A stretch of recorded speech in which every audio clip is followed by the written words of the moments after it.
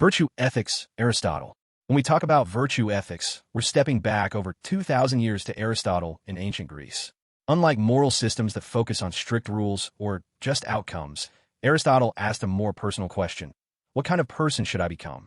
For him, the goal of life is eudaimonia, often translated as flourishing or living well. He believed we get there not through rigid laws, but by building good habits and practicing balance. Courage, for example, lies between cowardice and recklessness. Temperance is the middle ground between self-indulgence and denial. Wisdom guides us in finding that golden mean in every situation. What makes this powerful is its practicality. We don't become ethical overnight. Like training muscles, virtue grows through repeated action until it becomes part of who we are. Modern psychologists back this up. Research on habit formation shows it takes about 66 days on average to turn a behavior into an automatic routine. Aristotle basically predicted that over 2 millennia ago. Critics argue virtue ethics can be vague. How do we know where the golden mean is in complex issues like climate change or digital privacy? Yet its impact endures. From leadership training to character education, we still turn to Aristotle's question. Not just what should I do, but who should I be? Deontological ethics, Immanuel Kant. When people hear deontological ethics, they often think of this one man, the 18th century German philosopher Kant. His core idea was simple but radical. Morality isn't about chasing good results. It's about doing your duty, no matter the outcome. Kant argued that true morality must be universal. If lying to get ahead is okay for me, it must be okay for everyone. But if that universal rule would destroy trust, then lying is never morally right, no matter how useful it seems. He called this the categorical imperative, a kind of ultimate test for right and wrong. The strength here is clarity. It gives us unshakable moral anchors. For instance, banning torture or slavery outright, even if someone claims it could save lives. This duty-first approach influences human rights law, international ethics codes, even the Geneva Conventions. But it has critics. Real life is messy, and Kant's rules can feel rigid. For example, if hiding someone from a murderer requires lying, Kant would still say lying is wrong. To many, that feels inhuman. Still, deontological ethics remains one of the pillars of moral philosophy. It challenges us not just to ask what works, but what respects human dignity as an absolute, even when consequences tempt us otherwise. Consequentialism. It flips Kant on his head. Instead of asking, what's my duty? It asks, what happens next? Here, morality is judged entirely by outcomes. If an action leads to the best overall result, it's right, even if the method feels questionable.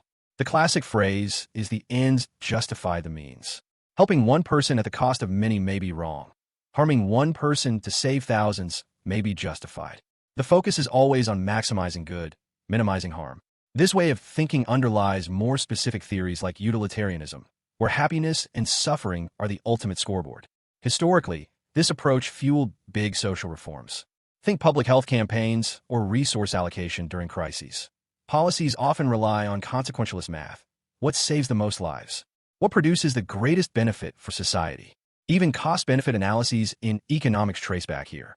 But critics say it's dangerous.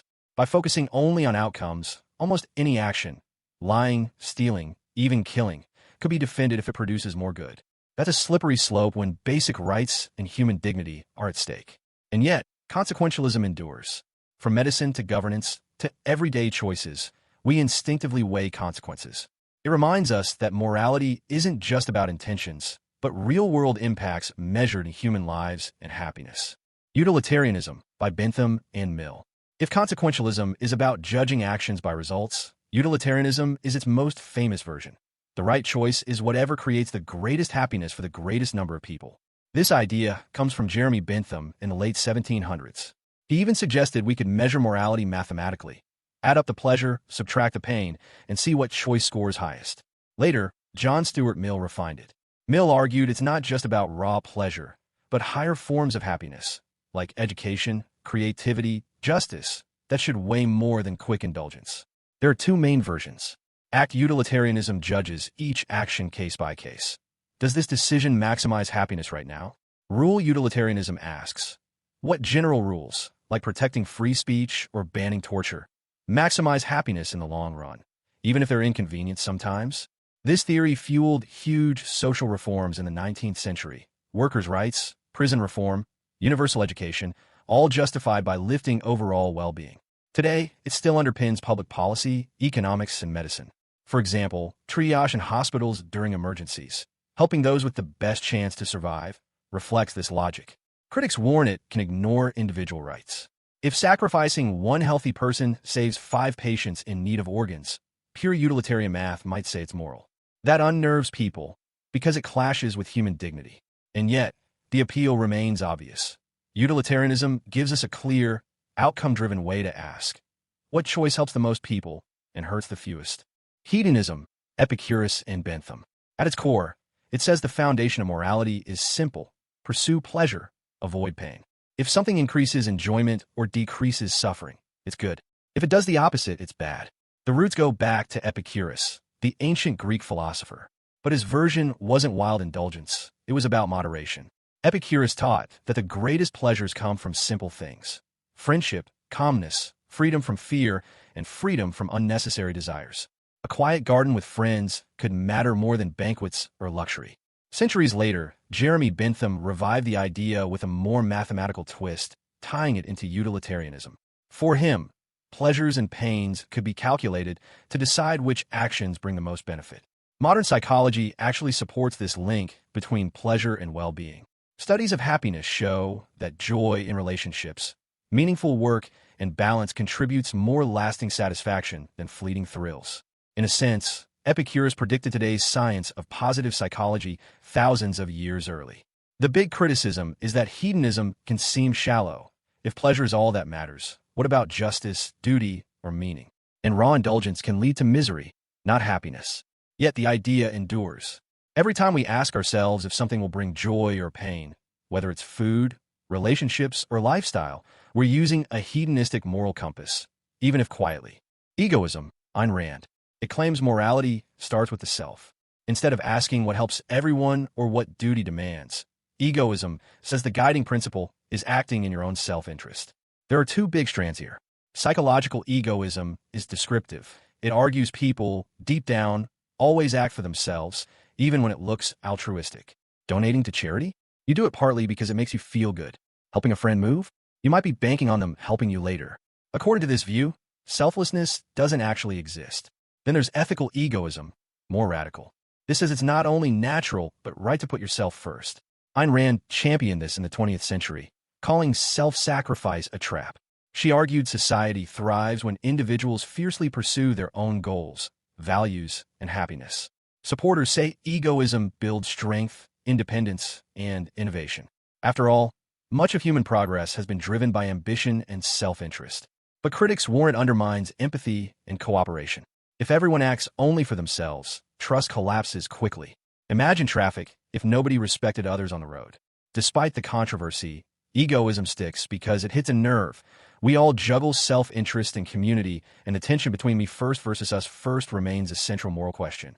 Contractarianism, or social contract theory. This theory flips egoism inside out. It starts with people looking out for themselves, but realizing survival requires cooperation. Think of it as, I won't harm you if you don't harm me. Morality here comes not from God or inner virtue, but from mutual agreements that allow society to function. Thomas Hobbes in the 1600s painted a brutal picture of life without rules. Nasty, brutish, and short. To escape that chaos, people give up some freedoms to a ruler in exchange for order. John Locke softened the view. We surrender some freedoms, but government must also protect natural rights like life, liberty, and property. Jean-Jacques Rousseau added that true legitimacy comes only if the contract reflects the general will of the people. Fast forward to the 20th century, and John Rawls reimagined the contract with his veil of ignorance. Imagine designing society without knowing your race, gender, or class. Rational people, Rawls argued, would choose fair and equal rules to avoid being disadvantaged. This theory shaped modern democracy, constitutional law, and even game theory in economics. But critics warn that contracts often reflect power imbalances. What looks like agreement may actually be coercion. Still, the appeal is clear. Morality here is not abstract. It's the daily handshake, rules we agree on to live together in peace. Divine command theory. This theory roots morality in something higher, God's will. Here, right and wrong aren't human inventions. They're commands from a divine authority. If God says lying is wrong, then it is wrong, regardless of consequences or human opinion. This perspective has deep roots across Judaism, Christianity, Islam, and other faith traditions. It provides clarity, an absolute anchor, in a world full of moral gray areas. The Ten Commandments, for example, shaped Western law for centuries and still influence debates on family, justice, and social order. The strength here is certainty. Morality doesn't shift with opinion polls. But the challenge, as philosophers like Plato pointed out, is the Euthyphro dilemma. Is something good because God commands it, or does God command it because it's good? If morality is only God's command, it risks seeming arbitrary. If God commands it because it's already good, then morality exists outside God. Critics also note that different religions sometimes claim conflicting divine commands, leading to tension, even violence, over whose moral authority is true. Yet for billions today, divine command theory remains the foundation of daily moral life, linking ethics to faith and offering not just rules, but meaning and purpose. Natural law theory, Stoics and Aquinas. Natural law says morality isn't invented. It's built into the fabric of the world. The ancient Stoics believed all of nature follows an ordered, rational law, and humans thrive when they live in harmony with it. In the 13th century, Thomas Aquinas merged this with Christian theology, arguing God designed humans with purposes. Reason, family, community, and good actions are those that fulfill these natural ends. For example, reproduction supports life, so natural law traditionally affirmed marriage and family. Telling the truth supports rational trust, so dishonesty violates natural law. Even without scripture, Aquinas thought anyone using reason could discover these moral truths, like gravity for ethics. This framework shaped Western law and politics for centuries. The very idea of natural rights in America's Declaration of Independence, life, liberty, pursuit of happiness, comes straight from natural law foundations. Critics argue it can be too rigid, declaring some behaviors unnatural, often reflected cultural bias, not universal truth. Advances in science and social change challenge old claims about what's natural. Still, natural law theory stays influential. Whether in human rights debates, bioethics, or discussions about justice, the belief persists that morality connects to something bigger, woven into reason and creation itself. Relativism, cultural and ethical relativism. Relativism takes the opposite stance. There are no universal morals. What's right or wrong depends on culture, history, or personal perspective. In one society, arranged marriage is sacred. In another, freedom to choose is non-negotiable. Cultural relativism says moral rules grow from traditions. Anthropologists in the 20th century, like Franz Boas, showed how diverse practices, whether rituals, family roles, or justice systems, make sense within their cultural context. Ethical relativism goes further. Even individual viewpoints can shape morality, meaning no single standard applies to all people everywhere. The strength? It promotes tolerance and humility. If morality shifts across cultures, we shouldn't assume our way is the only right one. In fact, surveys show nearly 60% of young adults today lean towards some form of moral relativism, reflecting a more pluralist world. But critics call it dangerous. If morality is purely relative, how can we condemn slavery, genocide, or oppression in other cultures? Without universals, moral outrage loses its footing. Relativism remains powerful, though it challenges us to see right and wrong as lenses shaped by culture and history, and it forces the tough question: if nothing is universal, how do we decide what's truly just? Nihilism, Nietzsche, and modern existential takes. Nihilism is the view that objective moral truths don't exist. Morality, instead of being fixed like gravity, is seen as a human construct, stories we invent to give life order. The term gained fame through Friedrich Nietzsche in the 19th century. He warned that with the death of God, the decline of traditional religion, Western culture faced a meaning crisis. If no higher authority exists, then words like good and evil are human illusions. That realization can feel liberating, but also terrifying. Without absolutes, on what do we ground morality? Modern existentialists like Sartre responded, if there are no ready-made values, then humans must create meaning through choice. In this light, nihilism is less a dead end and more a challenge. Freedom comes with total responsibility. Critics worry pure nihilism breeds despair or even chaos. If nothing is truly right or wrong, how do you restrain violence, oppression, or selfishness? Its cultural influence is huge. From literature and film to youth subcultures, the questioning of all foundations speaks to every generation facing instability. In short, nihilism strips away illusions, leaving us with the hard but urgent task of building morality ourselves or facing the void. Care ethics, Gilligan and Noddings. In sharp contrast, care ethics insists morality grows not from abstract rules or calculations, but from relationships and empathy. Psychologist Carol Gilligan, in the 1980s, challenged traditional moral theories for ignoring women's perspectives. She argued that men's moral reasoning often emphasized justice and rules, but women more often reason through care, compassion, and responsibility in relationships. Philosopher Nell Noddings built on this, framing an entire moral theory around caring as the central value. Here, morality isn't a courtroom of logic. It's the everyday acts of listening, nurturing, and supporting. A mother comforting a child, a nurse caring for a patient, friends showing up in crisis. These aren't just emotional gestures. They're moral actions at the heart of ethics.